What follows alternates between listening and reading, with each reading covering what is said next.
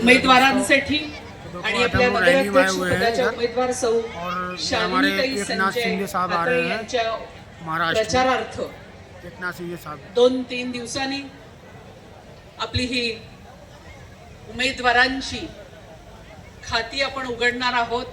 त्यांना भरघोस मतांनी आपण निवडून देणार आहोत आणि म्हणूनच ज्यांचं मार्गदर्शन, ज्यांचं सहकार्य आपल्याला कायम लाभतं, ज्यांच्या विकास कामांची यादी, महाराष्ट्राच्या विकासात ज्यांचा भरघोस असा खूप चांगला प्रतिसाद आहे, असे सर्वजण तुमच्या प्रचारार्थ इथे येत आहेत.